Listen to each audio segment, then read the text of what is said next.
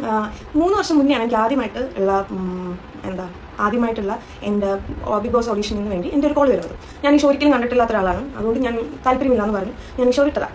അത് കഴിഞ്ഞിട്ട് കഴിഞ്ഞ 2 വർഷത്തിൽ എന്നെ പൊതുവെ ഫോളോ ചെയ്യുന്നവർക്ക് അറിയാം എനിക്ക് എന്താണ് ഒരു ഇഷ്യൂ എൻ്റെ ലൈഫിൽ നടക്കുന്നുണ്ട്. അപ്പോൾ അതുകൊണ്ട് ആ ഇഷ്യൂ പൊതുവെ നടക്കുമ്പോൾ പെൺകുട്ടികളാണെങ്കിലും ആൺകുട്ടികളാണെങ്കിലും പ്രത്യേകിച്ച് പെൺകുട്ടികൾ ഈ ഒരു ഇഷ്യൂവിൽ നിന്നും പെട്ടെന്ന് ഒളിച്ചോടാനും നാട് വിടാനും സോഷ്യൽ മീഡിയയിൽ മൊത്തത്തിൽ മാറി നിൽക്കാനും നോക്കുന്നവരായിരിക്കും.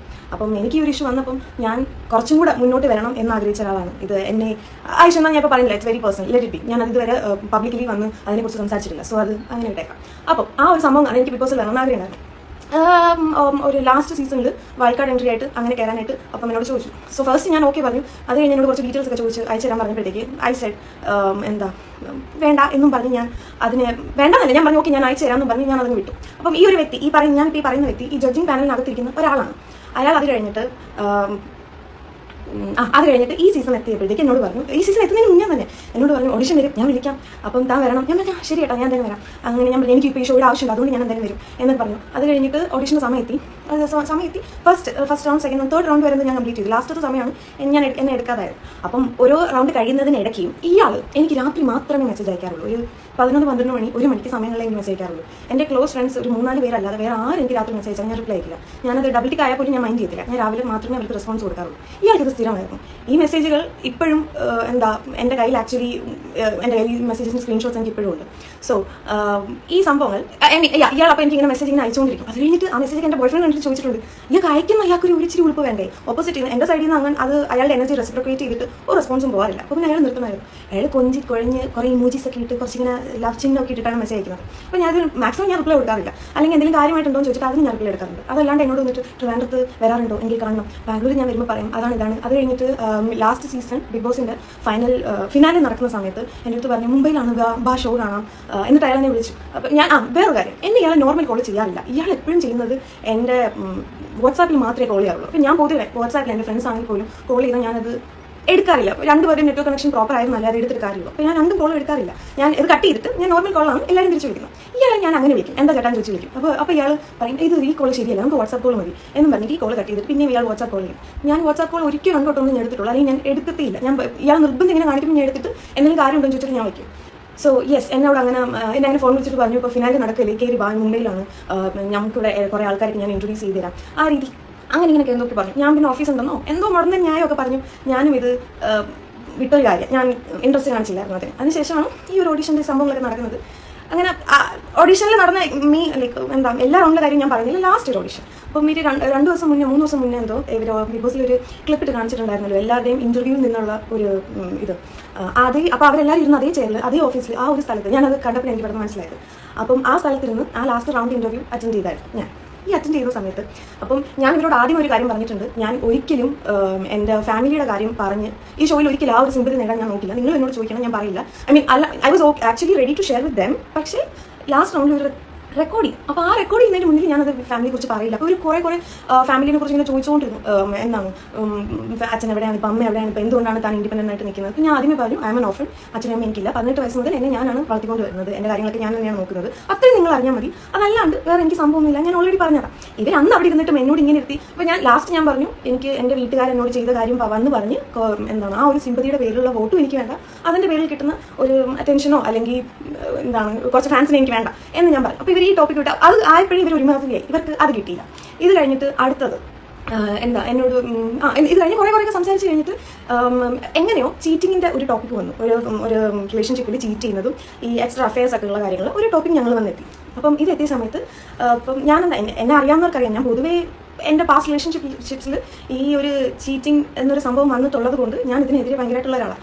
അപ്പം ഇവരോട് ഞാൻ പറഞ്ഞു ഞാൻ പൊതുവേ സപ്പോർട്ട് ചെയ്യാത്ത ഒരാൾ മാത്രമല്ല, എനിക്ക് അറിയുന്ന ഒരാളാണെങ്കിലും ഞാൻ ഇതിനെ ഒരിക്കലും സപ്പോർട്ട് ചെയ്യാൻ നിൽക്കത്തില്ല. ആരെങ്കിലും ഈ ചീറ്റ് ചെയ്യുന്നു അല്ലെങ്കിൽ എൻ്റെ ക്ലോസ് ഫ്രണ്ട് ആണെങ്കിൽ പോലും ചീറ്റ് ചെയ്യുന്നു എന്ന് കണ്ടു കഴിഞ്ഞാൽ ഞാൻ അയാളുടെ പാർട്ട്ണറിനെ അറിയിക്കുകയും ചെയ്യും, എൻ്റെ ഫ്രണ്ടിനോട് ഞാനത് ചെയ്യരുതെന്ന് പറയുകയും ചെയ്യും. അപ്പം ഇവർ പറഞ്ഞു ഇവർ ഭയങ്കരമായിട്ട് ആ ടോപ്പിക്കിൽ എന്തിനാ ഇവർ ഇത്ര കോൺസെൻട്രേറ്റ് ചെയ്തെന്ന് എനിക്കറിയില്ല. അതാണ് പറഞ്ഞ് തീരേണ്ട ഒരു സംഭവമായിരുന്നു. ഞാൻ എത്ര സ്ട്രോങ് ആണ് അല്ലെങ്കിൽ ഞാൻ ഈ ഷോ ക്യാപ്റ്റാണോ എന്ന് നോക്കുന്നതിന് പകരം ഇവരെല്ലാവരും കൂടെ എക്സ്ട്രാ മാരിറ്റൽ അഫെയർസ് അല്ലെങ്കിൽ റിലേഷൻഷിപ്പിലുള്ള ബാക്കി കാര്യങ്ങളിൽ കിടന്ന് ഇവർ തൂങ്ങാൻ തുടങ്ങി. സോ എന്നിട്ട് ഞാൻ അവരോട് പറഞ്ഞു ഒരു ഇൻസിഡൻറ്റും കൂടെ ഉണ്ടായി. ആ ഒരു ഇൻ്റർവ്യൂ നടക്കുന്നതിന് 1 വീക്ക് അഗോ എൻ്റെ ഒരു ഫ്രണ്ട്, വളരെ ക്ലോസ് ഫ്രണ്ട് ആയിട്ടുള്ളൊരു ചെറുക്കൻ, ട്രിവാൻഡ്രത്തുള്ളതാണ്, ഒരു മൊബൈലിൻ്റെ സ്റ്റോറൊക്കെ ഉള്ള ഒരാളാണ്. അപ്പം അയാൾ ബാംഗ്ലൂർ വന്നു, ഞാൻ അവിടെ ഉണ്ടായിരുന്നു. അവൻ കൂടെ വരുമ്പോൾ ബാംഗ്ലൂർ ഞാൻ ഉണ്ടെങ്കിൽ വല്ലപ്പോഴേക്ക് കാണുന്നത്. അപ്പം അന്ന് വന്ന സമയത്ത് ഇവനാണെങ്കിൽ കുറേ ഡേറ്റിംഗ് ആപ്പൊക്കെ ഡൗൺലോഡ് ചെയ്തിട്ട് he was planning to hook up with someone. അപ്പം ഞാൻ പറഞ്ഞു അവൾക്ക് അറിയുമെന്ന് ചോദിച്ചു. അവൻ പറഞ്ഞു അവളോട് ഞാൻ പറഞ്ഞിട്ടുണ്ട് ഇതാണ്. ഞാൻ പറഞ്ഞു എനിക്ക് അവൾക്ക് അറിയില്ല എന്നുള്ള കാര്യം മനസ്സിലായി, വേണ്ടി കിടന്നില്ല. ആൻഡ് ഞാൻ അവളോട് പറയുകയും ചെയ്യും, ഞാൻ പ്രശ്നം ഉണ്ടാക്കുകയും ചെയ്യും. And also I not be your friend anymore, ഞാൻ ഇവിടുന്ന് പോവുകയും ചെയ്യുമെന്ന് ഞാൻ പറഞ്ഞു.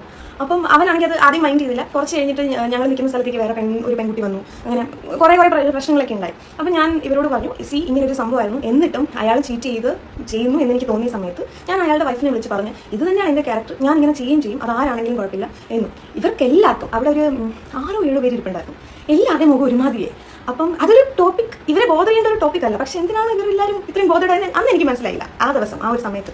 എന്നിട്ട് അപ്പോൾ ഇവരെല്ലാവരും എൻ്റെ നേരെ തിരിഞ്ഞു. അതിൽ മെയിനായിട്ട് 4 പേരാണ്. ഇവർ തിരിഞ്ഞിട്ട് ഒരു സ്ത്രീ അവിടെ ഉണ്ടായും, ഇതുപോലൊരു വാഴ സ്ത്രീ ഞാൻ കണ്ടിട്ടില്ല. അവരവിടെ എന്തിനാണ് ഇരിക്കുന്നത് അവർക്ക് പോലും വലിയ പിടിയൊന്നും ഇല്ല. അവർ ഈ ഒരു ടോപ്പിക്ക് ഇങ്ങനെ ഇവരെല്ലാവരും എന്നെ അറ്റാക്ക് ചെയ്യാൻ തുടങ്ങിയ സമയത്ത് ഈ സ്ത്രീ ഒരു ഫോൺ എടുത്തിട്ട് ഇങ്ങനെ മൈൻഡ് ചെയ്യാതെ ഇങ്ങനെ ഇരിക്കുമായിരുന്നു അവിടെ. സോ ഇവരെന്നോട് പറഞ്ഞത് തനിക്ക് ഇങ്ങനെ എക്സ്ട്രാ മെറിക്കൽ അഫയേഴ്സിനോട് തനിക്ക് താല്പര്യമില്ലെങ്കിൽ തന്നെ ആരെങ്കിലും അപ്രോച്ച് ചെയ്യുമ്പോൾ തനിക്ക് നോ പറഞ്ഞാൽ പോലും, താൻ എന്തിനാണ് ഇത്ര പ്രശ്നം ഉണ്ടാക്കുന്നത് എന്ന് ചോദിച്ചു. അപ്പം ഞാൻ പറഞ്ഞു ഞാൻ പ്രശ്നം ഉണ്ടാക്കുന്നില്ല, എൻ്റെ കൺമുമ്പിൽ നടക്കുന്ന ഒരു സംഭവമാണെങ്കിൽ ഞാൻ അതിനെ എതിർക്കും എന്ന് പറഞ്ഞു. അല്ല അത് തനിക്ക് അറിയാൻ പറ്റത്തില്ല, ഒരാൾ ഒരു മാരേജിൽ ചീറ്റ് ചെയ്യുന്നതിന് അവർക്ക് അതിൻ്റേതായിട്ടുള്ള റീസൺസ് കാണും, അല്ലെങ്കിൽ ചിലപ്പം 2 ഭർത്താവും ഭാര്യയും ഒരുമിച്ചായിരിക്കും മറ്റുള്ളവരുടെ കൂടെ കിടക്കുന്നത്. അപ്പം തനിക്ക് കിടക്കണമെങ്കിൽ താൻ കിടക്കാതിരുന്നാൽ പോരെ, എന്തൊക്കെയോ കാര്യം കിടന്ന് പറഞ്ഞുകൊണ്ടിരുന്നു. എന്നിട്ട് ഞാനിവിടെ ഒന്നും മിണ്ടിയില്ല. ഞാൻ കുറച്ച് ഇങ്ങനെ ഇരിക്കും. ഞാൻ കേട്ടിട്ട് ഓക്കെ ഞാൻ ഒന്നും മിണ്ടിയില്ല. എനിക്ക് പ്രോസസ് ചെയ്യാൻ സമയം എടുക്കുമായിരുന്നു. കാരണം അത് again I am saying it's not a relevant topic. അവർ അതെടുത്ത് വെച്ച് എൻ്റെ നേരെ വരേണ്ട ഒരു ആവശ്യവും ഇല്ലാത്തൊരു ടോപ്പിക്കായിരുന്നു അത്. എന്നിട്ട് അത് കഴിഞ്ഞിട്ട് ഞാൻ പറഞ്ഞു ഞാനിതിന് അഗെയിൻസ്റ്റ് തന്നെയാണ്, നിങ്ങൾ എന്ത് പറഞ്ഞാലും ഞാനിതിന് അഗെയിൻസ്റ്റ് തന്നെയാണ്, എനിക്ക് പറ്റത്തില്ല എന്ന് പറഞ്ഞു. അപ്പോൾ എന്നോട് ചോദിച്ചു ഇങ്ങനെ ആരെങ്കിലും അപ്രോച്ച് ചെയ്തിട്ടുണ്ടോ തന്നെ എന്ന് ചോദിച്ചു. അപ്പോൾ ഞാൻ അപ്രോച്ച് ഡെഫിനറ്റ്ലി ചെയ്തിട്ടുണ്ട്. ഞാൻ അതിനനുസരിച്ചുള്ള റെസ്പോൺസ് അവർക്ക് കൊടുത്തിട്ടുണ്ട്. മാത്രമല്ല എൻ്റെ ഒരു കാര്യം വരുമ്പോൾ ഞാൻ അറിയിക്കേണ്ടവരെല്ലാം അറിയിക്കും. ഇങ്ങനെ എന്തെങ്കിലും നടന്നു കഴിഞ്ഞാൽ അറിയിക്കേണ്ടവരൊക്കെ അറിയിക്കുന്ന ഒരു നേച്ചറും കൂടെ എനിക്കുണ്ട് എന്ന് പറഞ്ഞു. അപ്പോൾ എന്നോട് പറയാം താൻ ഭയങ്കര ബിറ്റർ ആയിട്ടുള്ള ഒരാളാണ്. സോ അതെനിക്ക് കുറച്ച് വിഷമമായി. കാരണം എന്നെ പൊതുവെ എല്ലാവരും അഹങ്കാരി അല്ലെങ്കിൽ എന്താണ് ഒരു I have resting bitch face. അപ്പം ഇത് വെച്ച് തന്നെ എല്ലാവരും ജഡ്ജ് ചെയ്യാറുണ്ട്. പക്ഷെ എന്നോട് ഒരു 5-10 മിനിറ്റോ സംസാരിച്ച് കഴിഞ്ഞ് എന്നോട് എല്ലാവരും പറഞ്ഞിട്ടുള്ളത് തന്നോട് സംസാരിച്ച് കഴിയുമ്പോൾ എനിക്ക് അങ്ങനെ കുറച്ച് ഫ്രണ്ട്ലി ആയിട്ടുള്ള ഒരാളാണ്, അത്രയും ജാടൊന്നും ഇല്ലല്ലോ എന്ന രീതിയിൽ പറഞ്ഞിട്ടുണ്ട്. ഇവർ എന്നോട് 3/4 മണിക്കൂർ സംസാരിച്ച് കഴിഞ്ഞിട്ട് എന്നോട് പറയാനുള്ളത് താൻ ഭയങ്കര ബിറ്റർ ആയിട്ടുള്ള ഒരാളാണ്, ഭയങ്കര വെറുപ്പോ അറപ്പോ എങ്ങനെയൊക്കെ കുറേ പറഞ്ഞു. ഞാൻ ചോദിച്ചു എന്തുകൊണ്ട് അങ്ങനെ പറയുന്നതെന്ന് ചോദിച്ചു. ഫസ്റ്റ് ഓഫ് ഓൾ താൻ ഭയങ്കര സീരിയസ് ആയിട്ടുള്ള ഒരാളാണ്. അപ്പം ഞാൻ പറഞ്ഞു എനിക്ക് കൊഞ്ചിക്കുഴഞ്ഞ് ഇപ്പോൾ കണ്ട ഒരാളോട് കൊഞ്ചിക്കുഴഞ്ഞ് കിടന്ന് സംസാരിക്കാനുള്ള ആ ഒരു നേച്ചർ അല്ല എൻ്റെത്, എനിക്കത് പറ്റത്തില്ല. ഇവർ പറഞ്ഞു അങ്ങനെ ആവണം പെൺകുട്ടികൾ. ഞാൻ പറഞ്ഞു പെൺകുട്ടികൾ കുറച്ച് ക്യൂട്ട്നെസ് വാങ്ങി എറിഞ്ഞാലും നിങ്ങൾക്ക് അത് അക്സെപ്റ്റ് ചെയ്യാൻ പറ്റുമെങ്കിൽ I can be that person, I am not that person. ഞാൻ ഇങ്ങനത്തെ ഉള്ള ഒരാളാണ്. മാത്രമല്ല ഒരു ദിവസമെങ്കിലും കഴിഞ്ഞിട്ട് എനിക്ക് ഒരാളോട് കുറച്ചും കൂടെ നല്ല രീതിയിൽ സംസാരിക്കാനായിട്ട് എനിക്ക് കുറച്ചുകൂടെ ഫ്രണ്ട്ലി ആയി സംസാരിക്കാൻ പറ്റത്തുള്ളൂ. സോ ഇത് കേട്ട് കഴിഞ്ഞിട്ട് പറഞ്ഞു ബട്ട് സ്റ്റിൽ മാത്രമല്ല താൻ ബാക്കിയുള്ളവരുടെ ചോയ്സസിനെ റെസ്പെക്ട് ചെയ്യുന്നില്ല. അപ്പം ഞാൻ ചെയ്തൊരു ചോയ്സ് അല്ല മറ്റൊരാൾക്ക് വേറൊരാളുടെ കൂടെ പോയി കിടക്കുന്നതിൽ പ്രശ്നമില്ലെങ്കിൽ എൻ്റെ ഒരു ബിഗ് ബോസ് ഇൻ്റർവ്യൂവിൽ അവിടെ ആകെ സംസാരിച്ചുകൊണ്ടിരുന്നത് കിടത്തവും ഇരുത്തവും ഒക്കെ മാത്രമായിരുന്നു. ലാസ്റ്റ് എൻ്റെ ഡ്രസ്സിങ് വെച്ചിട്ടും എൻ്റെ പല കാര്യങ്ങൾ വെച്ചിട്ടും ആൾക്കാർക്ക് ഒരു വിചാരമുണ്ട് that I'm some kind of prostitute or ഈ പ്രോസ്റ്റിറ്റ്യൂഷൻ ഒന്നും കുഴപ്പമില്ലാത്ത കാര്യം, ഞാൻ ചെയ്യാത്തൊരു കാര്യം. അപ്പം അതുകൊണ്ട് എനിക്ക് അതിൽ സംസാരിക്കാൻ താല്പര്യമില്ല. അപ്പം ഞാൻ ഇവരോട് പറഞ്ഞു അപ്പോൾ people have an image about me. അങ്ങനെയാണ് പൊതുവേ സോഷ്യൽ മീഡിയയിൽ എല്ലാവരും എഴുതുന്നതാണ് കൊടുപ്പാണ് വെടിയാണ് ഓൺലൈൻ പ്രോസ്റ്റിറ്റ്യൂഷൻ ഇതാണെന്ന് പറഞ്ഞ് കുറേ എഴുതാറുണ്ട്.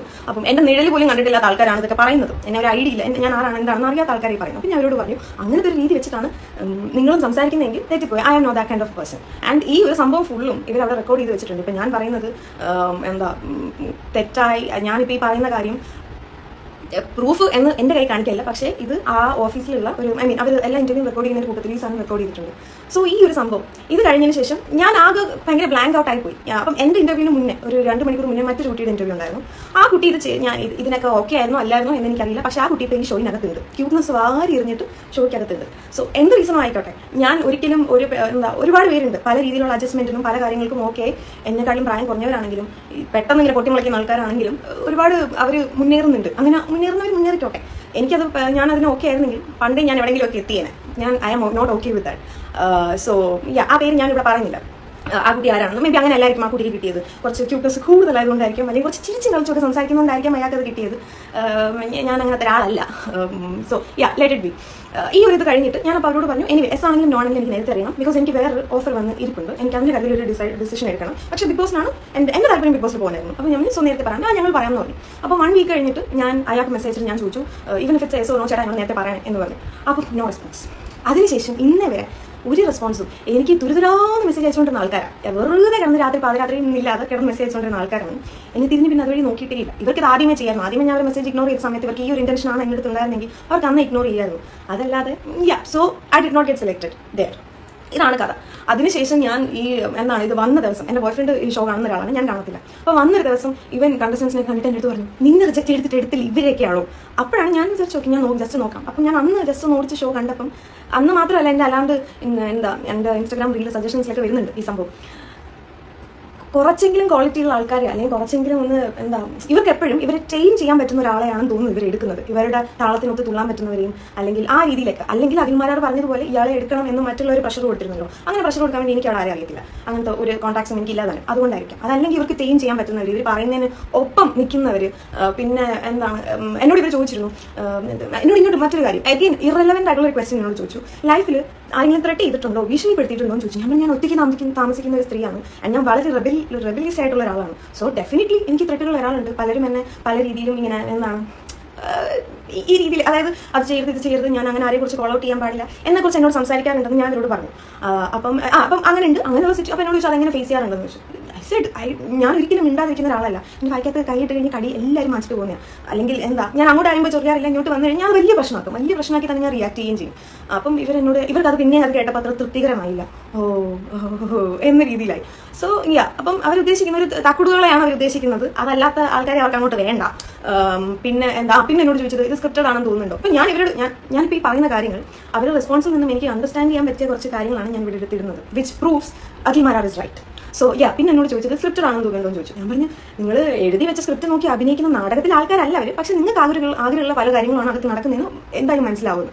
ഇവരെല്ലാവരും കൂടെ ആകെ പിന്നെ ഒരുമാതിരി എന്ന രീതിയിൽ എന്നിട്ട് എന്നോട് തനിക്ക് എന്താണ് അഭിപ്രായം? ഞാൻ പറഞ്ഞു, ഞാൻ അങ്ങനെ നടക്കുമെന്ന് എനിക്ക് തോന്നുന്നില്ല. ഞാൻ എന്താണോ ആ ഒരു ഐഡന്റിറ്റിയിലാക്കി മിക്കവാറും ഞാൻ അവിടെ നിൽക്കുന്നത്. അപ്പം അതല്ലാണ്ട് മറ്റൊരാളുടെ പാവ പോലെ ഞാൻ തുള്ളാൻ എന്തായാലും നിൽക്കത്തില്ല. ഇത്രയും കുറേ കാര്യങ്ങളായപ്പോഴത്തേക്ക് അവർക്ക് മനസ്സിലായി എന്നെ എടുത്തു കഴിഞ്ഞാൽ ഞാൻ ഒരു ഏണിയായിട്ട് അവർക്ക് എന്നെ തുളത്തിരിക്കും, അതുകൊണ്ട് എന്നെ എടുക്കാതിരിക്കുന്നതായിരിക്കും നല്ലത്. സോ യെസ്, മറ്റയാൾ പറയും, അഖിൽമാരാർ അങ്ങനെ ഒരു കാര്യം പറഞ്ഞപ്പോൾ അതിന് എന്താണ് എല്ലാ സ്ത്രീകളെയും പറഞ്ഞു, അല്ലെങ്കിൽ അവരെ ആക്ഷേപിച്ചു ഇവരെ ആക്ഷേപിച്ചു എന്ന് പറയാതെ അയാളുടെ മെയിൻ ടോപ്പിക് ഈ ഒരു ചാനൽ വളരെയധികം ഫേക്ക് ആയിട്ടുള്ള കാര്യങ്ങൾ നടത്തുന്നു, അല്ലെങ്കിൽ മറ്റുള്ളവരെ ചൂഷണം ചെയ്യുന്നു എന്നുള്ളതാണ് അവിടെ മെയിൻ ടോപ്പിക്. അപ്പം നമുക്ക് അതിലേക്ക് കോൺസെൻട്രേറ്റ് ചെയ്യാൻ എല്ലാവരും നോക്കിക്കഴിഞ്ഞാൽ അയാൾക്ക് ആവശ്യമുള്ളത് അവിടെ എല്ലാവരും ഇതിനെ ക്വസ്റ്റ്യൻ ചെയ്യണം, അല്ലെങ്കിൽ എന്താണ് ഇതിലൊരു ഇൻവെസ്റ്റിഗേഷൻ നടക്കണം, എന്തിന്റെ ബേസിസിലാണ് കണ്ടസ്റ്റൻസിനെ എടുത്തിരിക്കുന്നത്, ഇതൊക്കെ അറിയാനാണ് അയാൾ ആ വീഡിയോ ഇട്ടത്. ആ ടോപ്പിക്കിൽ നിന്നും ഇത്രയും തട്ടിമാറി ബാക്കിയുള്ള ഇങ്ങനെയും കാര്യങ്ങളിലേക്ക് പോകേണ്ട ആവശ്യമുണ്ടോ എന്ന് എനിക്ക് തോന്നുന്നില്ല. ആൻഡ് ഞാൻ ഇന്നേ വരെ എന്താണ് അയാളെ എനിക്ക് ഒരിക്കലും ഇഷ്ടപ്പെട്ടിട്ടില്ലായിരുന്നു. ആൻഡ് ആ ഇഷ്ടപ്പെടാത്ത മറ്റൊരു റീസൺ അയാൾ ഈ പറഞ്ഞതുപോലെ പുറത്ത് കാണുന്ന ഈ 10 സെക്കൻഡ് റീൽ എന്നെ പോലുള്ള ആൾക്കാർക്ക് അറിയത്തുള്ളൂ. ഷോ കാണുന്നവരാണെങ്കിൽ പോലും അത്രയും എഡിറ്റഡ് ആയിട്ട് വരുന്ന ഒരു ഷോ, അത്രമാത്രം എഡിറ്റഡ് ആയിട്ട് വരുന്ന ഒരു ഷോ. അത് ഷോയിൽ നിന്ന് പുറത്ത് വരുന്ന എൻ്റെ ഫ്രണ്ട്സ് ആണെങ്കിലും പല ആൾക്കാരാണെങ്കിലും പറഞ്ഞിട്ടുണ്ട്, പുറത്ത് വരുമ്പോഴത്തേക്ക് അവർ പല കാര്യങ്ങളും അതിലൊന്നും കാണുന്നില്ല. സോ ഇത്രയും എഡിറ്റഡ് ആയിട്ട് നടക്കുന്ന ഒരു ഷോയും പല കാര്യങ്ങളും നിങ്ങളപ്പം അവിടെ എന്താണ് ക്വസ്റ്റ്യൻ ചെയ്യേണ്ടത് അത് നടത്തിക്കൊണ്ട് പോകുന്ന ആൾക്കാരെയാണ്. അതിലേക്ക് നമുക്കപ്പോൾ കോൺസെൻട്രേറ്റ് ചെയ്യാൻ നോക്കാം. സോ ഞാൻ പറഞ്ഞു വന്നത് അപ്പോൾ ആ ഒരു 10 സെക്കൻഡ് കാണുന്ന റീല് വെച്ച് മാത്രം ഞാൻ ഇയാൾ ഒരുപാട് കഴിഞ്ഞ സീസണിൽ ജഡ്ജ് ചെയ്തിട്ടുണ്ട്. എനിക്ക് ഒരിക്കലും ഇഷ്ടമല്ലാത്തൊരു ക്യാരക്ടറായിരുന്നു ഇയാൾ. അതിനുശേഷം ഞാൻ യൂട്യൂബിൽ വെറുതെ ഇരുന്ന എനിക്ക് വേറെ ഒന്നും കാണാനില്ലാത്തൊരു സമയത്ത് ഇയാളുടെ ഹസ്ബൻഡോ വൈഫും കൂടെയുള്ള ഒരു ഇന്റർവ്യൂ ഒരു ഇതിൽ ഞാൻ കാണേണ്ടി വന്നു. അപ്പോഴാണ് എനിക്ക് മനസ്സിലായ പ്രശ്നം ഇയാളല്ല. പിന്നെ ആരാണെങ്കിലും അവരുടെ ഫാമിലി ഹാപ്പി ആയിട്ട് പോകുന്നുണ്ടെങ്കിൽ ഞാൻ അതിൽ പെട്ടിയാക്കിയോ ഫെമിനിസം ഒന്നും കൊണ്ടുവന്നിട്ട് കാര്യമില്ല. They are happy, let them live like that. So yes, അയാളുടെ ക്യാരക്ടറിനെ അയാൾക്കുള്ള ആ ഒരു മേഷോവിസം എന്നൊരു കിരീടത്തെ കോൺസെൻട്രേറ്റ് ചെയ്താൽ ടോപ്പിക്കിൽ കോൺസെൻട്രേറ്റ് ചെയ്താൽ കുറച്ചുകൂടെ നന്നായിരിക്കും. ഇതാണ് എനിക്ക് പറയാനുണ്ടായിരുന്നത്. പിന്നെ കുറച്ച് ഞാൻ കമന്റ്സ് കണ്ടതിൽ ഓരോരുത്തന്മാർ കിടക്കാൻ പോയിട്ടല്ലേ അവന്മാരും കൂടെ ഓക്കെ, ഒരുപാട് പേര് കിടക്കാൻ പോയത് കൊണ്ടല്ലേ അവന്മാരും കിടത്താൻ വേണ്ടി റെഡിയായി നിന്നത്. അപ്പം സൊസൈറ്റിയിൽ പല കാര്യങ്ങൾക്കും പെൺകുട്ടികളിൽ നിന്നും സെക്ഷൽ ഫേവേഴ്സ് റിസീവ് ചെയ്താലേ അത് നടത്തി കൊടുക്കൂ എന്ന് ആൾക്കാർ വെച്ചിട്ടുണ്ട്. അപ്പോൾ ഈ ഡിമാൻഡ് വെച്ചവരെ ക്വസ്റ്റ്യൻ ചെയ്യുക, അല്ലാണ്ട് എന്താണ് ആ ഒരു ഗതികെട്ട അവസ്ഥയിൽ നിൽക്കുന്ന പെൺകുട്ടികളെ കോൺസെൻട്രേറ്റ് ചെയ്യാതിരിക്കുന്നതായിരിക്കും ചിലപ്പോൾ കുറച്ചും കൂടെ നല്ലത്. അതൊരു കാര്യം. പിന്നെ ഞാൻ ഇത്രയും നാൾ എന്തുകൊണ്ട് ഇത് പറഞ്ഞില്ല, എനിക്കിത് വളരെ നോർമൽ ആയിട്ടുള്ളൊരു കാര്യമാണ്. എന്നെ എന്തുകൊണ്ടോ എന്താണ് സെക്ഷൽ കാര്യങ്ങൾക്കും വേണ്ടി മാത്രം എന്നെ എല്ലാവരും അപ്രോച്ച് ചെയ്യാറുണ്ട്. അപ്പോൾ ഞാനത് നോ പറഞ്ഞ് മാത്രം എൻ്റെ ജീവിതത്തിൽ നടക്കുന്ന ഒരാളാണ് ഞാൻ.